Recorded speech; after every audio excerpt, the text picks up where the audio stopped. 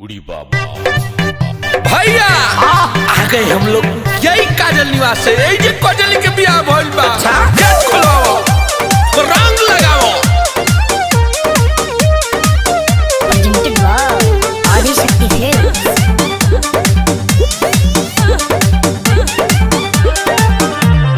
बारे पगले तू मजनुआ ससुरो में आइले रे जनुआ नैहर में यरबू तू भोग ले लसु आ ससुरो में आके बढ़ावा तारा दुख। अरे भाग यहाँ से बेंग। बारे पगले तू मजनुआ ससुरो में आइले रे जनुआ गाड़ी दे दम तो के छातल छातल। चल निकल। रंग डालवाई के बोला सुगा बोला। अरे रंग डालवाई के पताल गइलू काजल सैया भिरी मरलू हो बड़ी बुरा लागो। रंग डालवाई के पताल गइलू काजल सैया भिरी मरलू हो बड़ी बुरा लागो। भगवा लोग की ना मारा एक झपकी भाग फेंके लोग बलोग। बड़ी बुरा लागो, बड़ी बुरा लागो।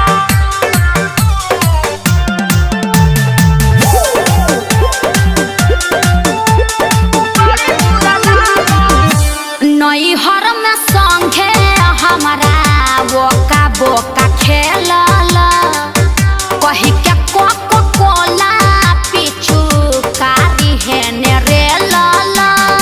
और होली में चौपन रंगावले रहलू हो क्या साथी बाती रंगावली बुकिरिया खइले रहू हो।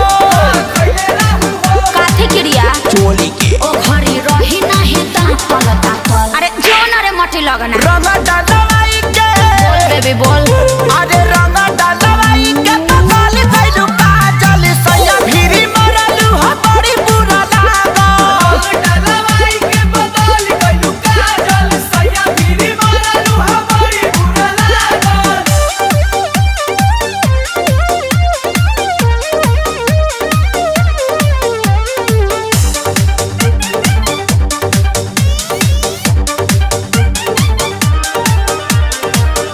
रोवल गावल बंद कर निकना हिलागे करतई नसलटी बड़ भक्त रुके आगे।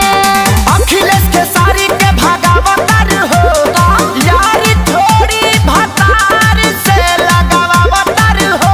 हाँ तो सेनुर डलले उ तो लगैब तू आ पाई तू पेन्ही अइला फाटल फाटल। मोहतरमा ये पैसन है हमरो के मारतिया बनरी। अब पीएम हो क्या भाग। अरे रंग डालवाई के खाली बोलोगे बे।